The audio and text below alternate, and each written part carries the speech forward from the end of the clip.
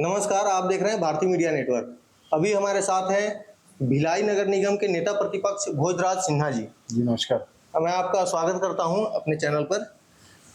Sir, हम एक चीज समझना चाह रहे हैं, जो अपने यहाँ विधानसभा का जो लिस्ट निकला है, 21 लिस्ट निकला है विधानसभा का, ये बीजेपी का क्या मापदंड है? देखिए, आज आगामी छत्तीसगढ़ विधानसभा 2023 को लेते हुए भारतीय जनता पार्टी और भारतीय जनता पार्टी के शीर्ष नेता काफी चिंतित हैं। आप देखे होंगे कुछ दिन पूर्व से ही, आज से 4 महीना पूर्व से ही भारतीय जनता पार्टी के वरिष्ठ नेतागण छत्तीसगढ़ में आकर के अपने स्तर पे सर्वे कर रहे हैं। आज प्रत्येक विधानसभा में शीर्ष नेता मतलब दिल्ली से?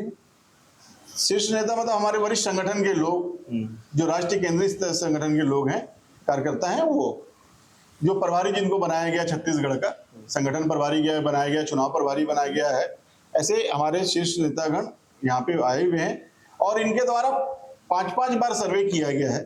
और 5-5 सर्वे करने के बाद जो हमको वहां से जिताऊ चेहरा, जो हमको संगठन के मार्फत से हो चाहे जनसेवक के मार्फत से, जो ऐसा व्यक्ति जो पब्लिक के बीच में जाकर के जनता का काम कर रहा है, जनता के हित का काम कर रहा है, ऐसे लोगों को और जनता की आवाज 5 लोगों का सर्वे करने का मतलब जनता की आवाज आ रही है कि नहीं, हमारा कैंडिडेट ये होना चाहिए, निश्चित ये अगर होगा तो भारतीय जनता पार्टी विजयी होगी। ऐसे 5 सर्वे हुआ है, इसमें से 21 नाम छन करके पहली बार आए हैं, जिसके आज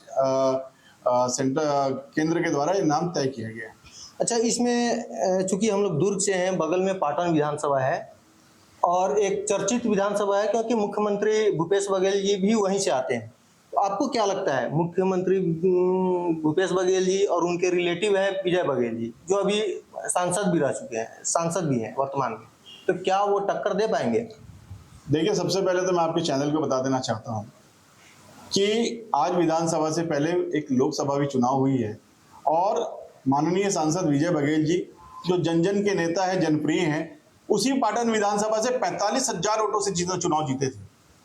45,000 वोटों से चुनाव जीते थे और उस समय तत्कालीन मुख्यमंत्री भूपेश बघेल ही थे। और जब 45,000 वोटों से चुनाव जीत सकते हैं तो निश्चित कहीं ना कहीं इसको हम लोग अपने नेता का जन अधिकार मानते हुए जन जन तक पहुंच करके काम करने वाले नेता के स्वरूप विजय बघेल जी हैं। टक्कर उक्कर कुछ नहीं है। भूपेश बघेल सिर्फ और सिर्फ अगर वो पाटन क्षेत्र में कोई काम किए हैं तो रोड और नाली बनाने का काम किए हैं, और रोड नाली बनाने का काम पंच और सरपंचों का होता है, मुख्यमंत्री का नहीं होता है। उन्होंने सिर्फ और सिर्फ रोड बनाने का काम किया और लोगों को दिखाया, देखो रोड बनाए। पंच और पंचों का भी अधिकार उन्होंने छीन लिया।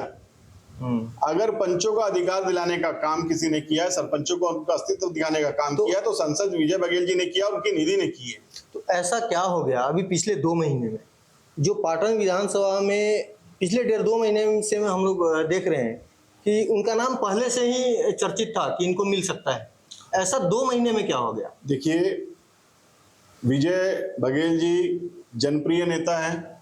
विजय बघेल जी आपको आप कभी भी रात के 2 बजे भी देखेंगे तो किसी के हॉस्पिटल से मुलाकात करने के लिए हो, किसी के दुख में हो, किसी के सुख में खड़े होते हैं। आज पाटन विधानसभा क्षेत्र अवैध कारोबार का क्षेत्र माना जाता है। पूरे मुख्यमंत्री का विधानसभा है, पूरे छत्तीसगढ़ में बलात्कार के मामले में और मर्डर के मामले में नंबर 1 में है। और जिससे लोग त्रस्त हो गए थे, जिससे लोग नाराज हो गए थे, लेकिन मुखर होकर के नहीं आए कोई भी।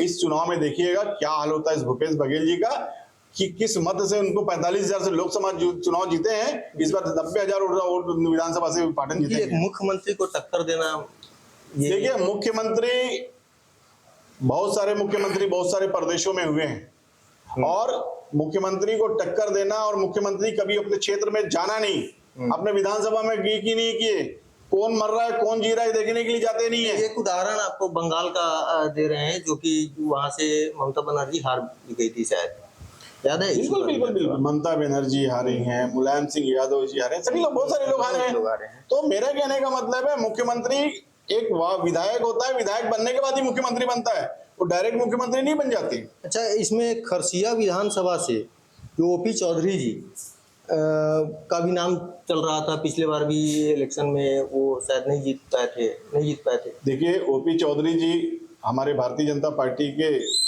प्रदेश के महामंत्री हैं, संगठन की बहुत बड़ी जिम्मेदारी है। इस राज्य में भारतीय जनता पार्टी का गठन करना है, भारतीय जनता पार्टी का सरकार बनाना है।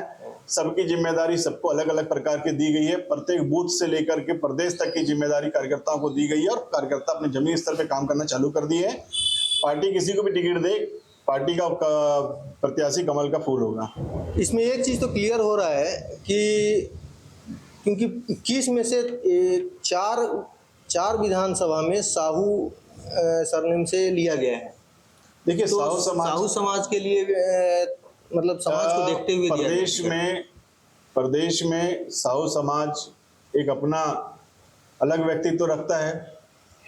बहुत बड़ा समाज है, बहुत बड़ी संख्या में समाज है, लेकिन भारतीय जनता पार्टी कभी भी साहू हो, कुर्मी हो, कलार हो, इस पे लेके नहीं चलती। जो जिताऊ चेहरा है उनको देती है। अगर वहां से जो साहू प्रत्याशी आए हैं, जिताऊ चेहरा होगा। 5-5 लोगों ने 5-5 बार सर्वे हुआ है। 5 बार सर्वे होने के बाद तय किया गया है और निश्चित भारतीय जनता पार्टी का नेतृत्व इस बार हमारा छत्तीसगढ़ सरकार बनाने का है। खल्लारी से वैसे ही अलका चंद्राकर जी का नाम तो पहले से चल रहा था, क्योंकि जिनको मिला भी है। एक बार दर्शकों के सामने ना पढ़ देते हैं पूरा नाम। प्रेमनगर से भुलन सिंह मरावी, भटगांव से श्रीमती लक्ष्मी राजवाड़े, प्रतापपुर से अनुसूचित जनजाति क्षेत्र है श्रीमती शकुंतला सिंह, रामानुजगंज से रामविचार नेताम, लुंद्रा से प्रबोध भीज, खरसिया से महेश साहू, धर्म जयगढ़ से हरिश्चंद्र राठिया और कोरबा से लखनलाल देवांगन। ये तो पहले लड़ चुके थे क्या? कोरबा से लखनलाल देवांगन जी बहुत ही विराट पुरुष है। लखनलाल देवांगन जी के बारे में पूरा कोरबा जानता है और भारतीय जनता पार्टी के हमारे वरिष्ठ हैं और निश्चित उनका जो जनाधार है अपने क्षेत्र में बहुत बढ़िया है, इसलिए पार्टी उनको कैंडिडेट बनाएंगे। मरवाही से प्रणब कुमार मरपाची, सरायपाली अनुसूचित जाति क्षेत्र है सरला कोसरिया जी, खल्लारी से अलका चंद्राकर जी, अभनपुर से इंद्र कुमार साहू जी, राजिम से रोहित साहू जी, सिहावा से श्रवण मरकाम जी, दौंडी लोहारा से देवलाल हलवा ठाकुर जी, पाटन से विजय बघेल, खैरागढ़ से विक्रांत सिंह जी, खुज्जी से गीता घासी साहू जी, मोहल्ला मानपुर से संजीव साहा जी और कांकेर से आसाराम नेताम जी, बस्तर से मनीराम कश्यप जी। इन लोगों को टिकट मिला है इस बार 21 विधानसभा में। तो आपको क्या लगता है सर, इन लोग जो सर्वे हुआ है, सर्वे का मेन आधार क्या था? कैसे मतलब लोग समझे कैसे? अब आने वाले समय में जो और लोगों का लिस्ट आएगा तो उन लोग कैसे अपने आप को कहाँ देखेंगे?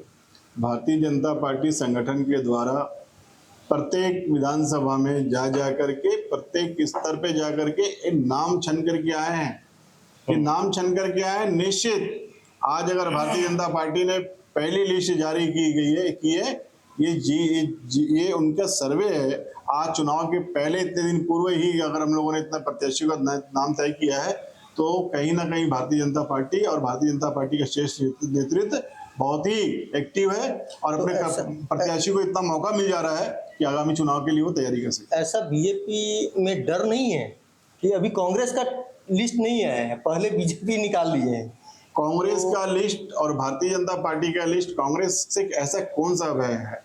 पूरा छत्तीसगढ़ भय में इनके भ्रष्टाचार से, इनके आतंक से, तो कहीं पे भी भय नहीं है हमको। इनसे चुनाव लड़ना है, इनसे चुनाव जीतना। हमारे कैंडिडेट को हम पहले दे रहे हैं ताकि हमारा कैंडिडेट और मजबूत बनेगा। अच्छा, ये तो हुई लिस्ट की बात। क्योंकि हम लोग दुर्ग डिस्ट्रिक्ट से आते हैं, भिलाई शहर में रहते हैं, तो हम लोग थोड़ा सा अपने भी क्षेत्र पर समझ लेते हैं कि अपने क्षेत्र में बीजेपी का नज़र किस पर है। देखिए, भिलाई नगर विधानसभा का बात, देखिए नगर पालिक निगम भिलाई के अंतर्गत में 2 विधानसभा सीट आती है, एक वैशाली नगर और एक आपका भिलाई विधानसभा। वैशाली नगर विधानसभा भारतीय जनता पार्टी विगत जब से वैशाली नगर का गठन हुआ है तब से सिर्फ एक बार उपचुनाव हम लोगों ने यहाँ से हारा है। बाकी ये भारतीय जनता पार्टी निरंतर जीतती आई है, क्योंकि यहाँ भारतीय जनता पार्टी के पूरे कार्यकर्ता, पूरे पार्षदगण और पूरा संघ मिलकर के यहाँ चुनाव लड़ता है। दूसरी बात आ रही है भिलाई विधानसभा की। भिलाई विधानसभा में भी हमारी जीत पिछले बार एकदम निश्चित तय थी, लेकिन छल पूर्वक और बलपूर्वक और लोगों को झूठा आश्वासन दे करके, लोगों को झूठी बातें बता करके लोगों को भ्रमित करके और चिट्ठा पर्चा बंटवा करके छल पूर्वक जीता गया था। नहीं तो ये सीट भी हमारी भारतीय जनता पार्टी की थी। ये चुनाव का नहीं ये रहा है। खैर चुनाव में तो छल कलबल छल सब चलता है, जी, सब जी, पार्टी बिल्कुल, करते हैं, बिल्कुल। इसमें कोई तो इसमें एक और चीज है कि जो यूथ है, यूथ कहाँ पर अपने आप को देख रहा है? देखिए, भारतीय जनता पार्टी पूरे छत्तीसगढ़ में लगभग 65% युवाओं को टिकट दे रही है। 65% युवा भारतीय जनता पार्टी के कैंडिडेट होंगे, जो युवा होंगे। 35% में हमारे वरिष्ठ जन, कनिष्ठ जन, जो भी जैसे भी जो उनकी के अवसर है। तो युवाओं को बहुत मौका देती है भारतीय जनता पार्टी, और युवा हर बार भारतीय जनता पार्टी के साथ जुड़ा है। भारतीयों की पार्टी है, भारतीय जनता पार्टी है, और अपनी अलग ही शक्ति रखती है। अच्छा, अब जो अगली लिस्ट है वो लगभग कितने दिनों के बाद आनी है, कुछ आइडिया है? देखिए, 2 लिस्ट और बची है। उन मतलब 3 पार्ट में आना है? 3 पार्ट में, ऐसा हमें जो जानकारी मिली कि 3 पार्ट में आएगा। जो 2 लिस्ट और बची है वो भी भारतीय जनता पार्टी अपनी बहुत जल्दी घोषणा कर देगी। अभी तो आचार संहिता लगने को है, और निश्चित बहुत अच्छे अच्छे चेहरे आने वाले हैं भारतीय जनता पार्टी में, और बहुमत से सरकार बनाएगी छत्तीसगढ़ में। ये विश्वास कार्यकर्ताओं अच्छा, को। अपने विधानसभा में, वैशाली नगर विधानसभा से हम लोग बिलोंग करते हैं। वैशाली नगर विधानसभा और पाटन विधानसभा, पाटन विधानसभा का नाम इसलिए बार बार ले रहा हूँ कि वहाँ खुद मुख्यमंत्री वहाँ से लड़ते हैं। और वैशाली नगर विधानसभा एक ऐसा विधानसभा है जहाँ बीजेपी बहुत दिनों से अपना जीत हासिल करते आई है। अभी भी विद्यारत्न भसीन जी थे जो दिवंगत हो गए। तो अपने यहाँ विधानसभा में कुछ उम्मीद कर सकते हैं किनको मिलेगा? देखिए, भारतीय जनता पार्टी का प्रत्येक कार्यकर्ता अपने विधानसभा में दावेदारी कर सकता है। चाहे वो कार्यकर्ता हो, चाहे बूथ प्रभारी हो, चाहे मंडल अध्यक्ष हो, चाहे पार्षद हो, चाहे किसी भी पोस्ट में हो, उसका अपना अधिकार है। भारतीय जनता पार्टी जिसको भी वो टिकट देगी, जिसको भी अपना प्रत्याशी बनाएगी, पूरा वैशाली नगर उनको चुनाव जिताएगा।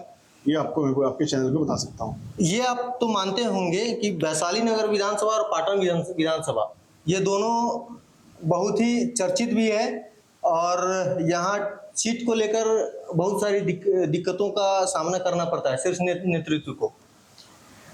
ऐसा कहीं पे भी लोगों के बोलने के अनुसार आता है, ऐसा कहीं पे भी वैशाली नगर में, वैशाली नगर की बात कर रहा हूँ, निश्चित जहाँ कार्यकर्ता रहेंगे तो प्रत्याशी हर कोई दावेदारी करेगा।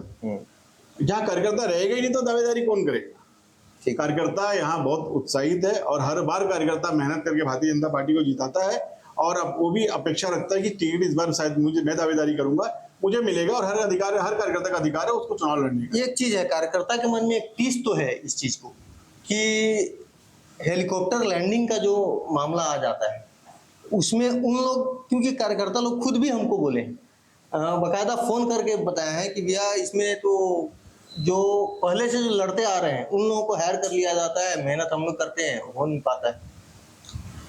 हेलीकॉप्टर वाली बात जो आती है, निश्चित ऐसी सब बातें हवा हवाई रहती है।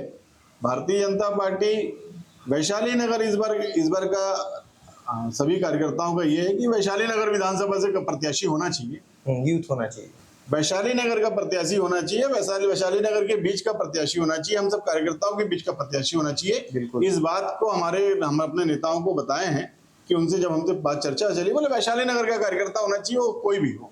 ठीक।